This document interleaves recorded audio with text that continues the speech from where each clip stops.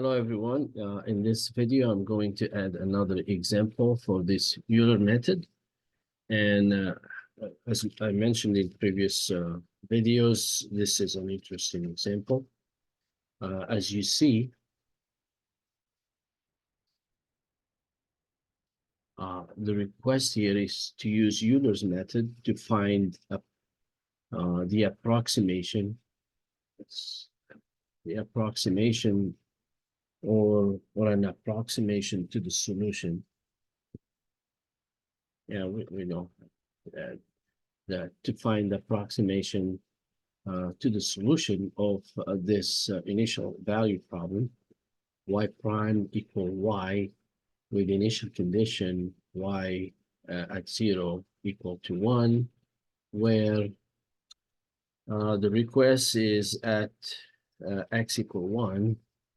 Let's make small errors.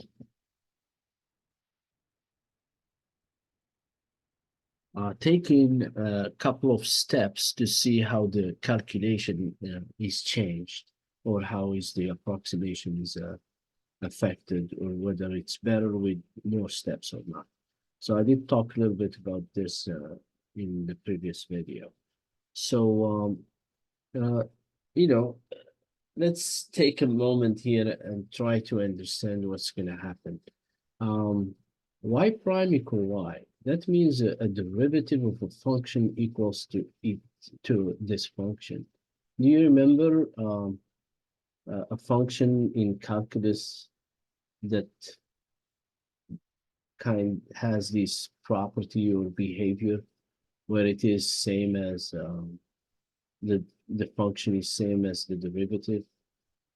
You see, so thinking about it this way, we'll start getting an idea to what we expect. So you can pause the video and think about it, go through the functions that you've seen and see whether you come up with one. All right, I think you found it, right? So I'll talk about it in a minute. And also, the initial conditions just say the value of 0 is 1, and we need to find that at x equal 1. So let's write this discussion before we solve. So dy dx is same as y, right? And when you ask this question, the function that comes to mind is e to the x. That's the one where when you say y equal ex, the derivative is equal to ex. Let's check the initial condition. What is e0 is 1, right? So we know here which function is part of what we're studying, right? So we know also here, so the request that is x equal 1, we know that it's E1, which is Euler number that you can do on a calculator, right? And it comes up to, let's say, let's try it here. It comes up to, it's an irrational number, 2.71828, and doesn't kind of terminate. So, which means what we are looking for this Euler method to do is to find the approximation to 1, x equal 1, and find the value of e.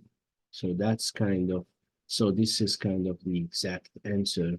And we want to see how good job this method can do in doing this. And it would help you with understanding the basics when it comes to computing and doing steps and iterations and all that, right? Okay.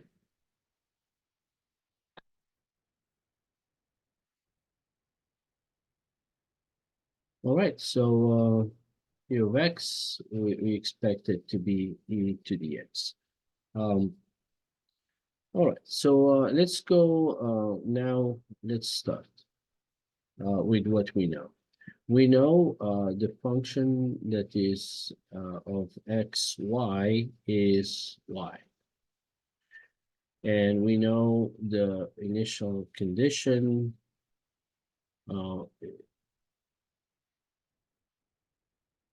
x0 is 0 and y not okay. Y0 equal 1, which one here, right? We know the recursive formula that is set up. It's y n plus 1 equal yn plus the step f of x0, y is, let's first do n before we go to y1, xn, yn, which when you look at it, you can use the recursive formula as before and get, if you want, write it in this case shape, you can, but you don't have to. All right, so given that y1 is y0 plus h times f of x0 y0, which is 1 plus 1 times 1, which is 2. All right, we have f of x0, y0, which is 1, because you're going to say where this one came from. Of course, it came from, this is f of x, yeah. So y is 1. And the step we're trying at the beginning, h as 1, right? Okay, so taking h as 1, you will get this. So now taking, because that's similar to the previous video. So now let's say if you take in h as, not h, but the n as 2. All right, n as 2. What does this mean? Same thing. If you're looking for phi of x2, it's going to be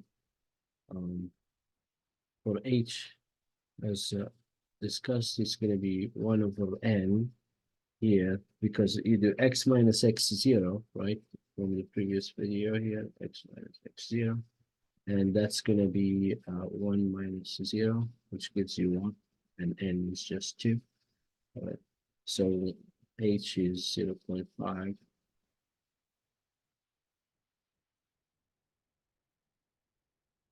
And using the other formula, we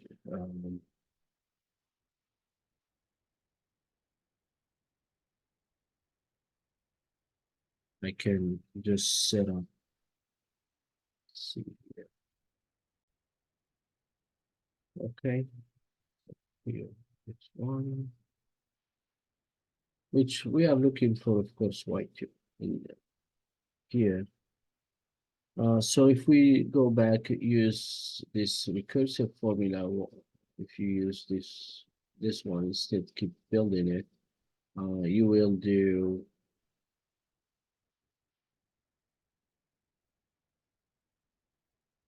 you have 1. It's going to be fine, of course, finding y2, and now you just substitute the numbers, and that gives you, let's give you y1 first to see. All right, let's do y1, then 1 plus 0.5 times 1 and equal to 1.5. Then now phi of 1, it's going to be the y2 that we want, And just based on the recursive, it's going to be 1 plus 0.5 times 1.5 equal 2.25. So here, you may ask, of course, um, uh, I'm not sure about this here, and I want to use a recursive formula as previous examples, that's fine. But why did we do this? All right. So that's a good question, and we put here because that's something you always need to think about. If it's possible to simplify, you simplify. So when you have yn plus 1 equal yn plus h, now think about it. What is f of x and yn? As I mentioned here, f of xy is this one. So here it's going to be yn.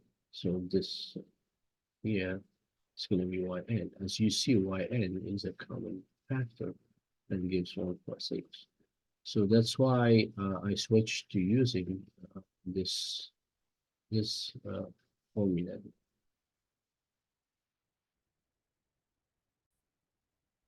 Okay, so for here, when you do y1, of course, it's going to be the y0 from the formula times 1 plus h. So 1 plus h, that's why this other format or formula is better, because 1 plus 0.5 here is clear, and the previous y is used.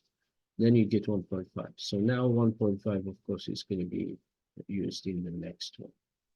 All right. And we have n equal 2, so 2 steps, and that kind of ends it there.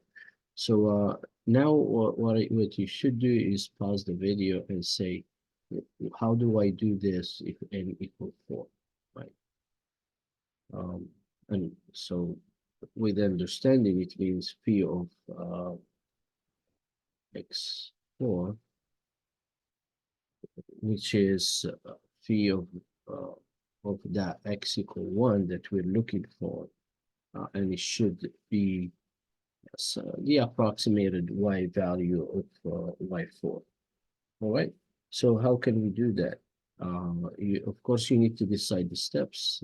The step, just like you did in calculus, h is x minus x0 divided by n, 0.25.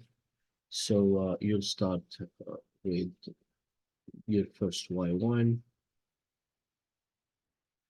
which will be something 1 plus, just now the step is 0.25 times 1, you get 1.25. Then you do y2, it's going to be 1 plus 0.25. Now 1.25 is used, you get 1.5625, and we keep going, right? Let's do one more. Y3, 1 plus 0.25. We use this 1.5625, 1.95313, and of course we'll do the same thing again for y4, right? And you get 2.44144.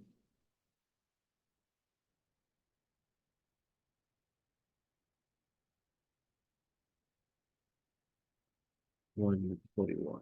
All right, and fill in the blank. Okay, fill in the blank there.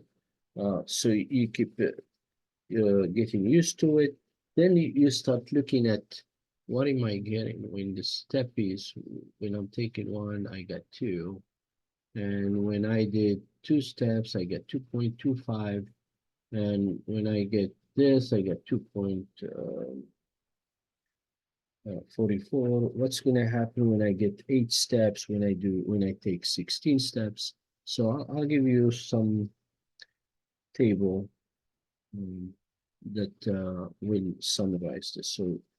So I'll pause the video and put the table. Okay, so the step is shown based on what n is used, and the approximation from Euler method is posted on this column here.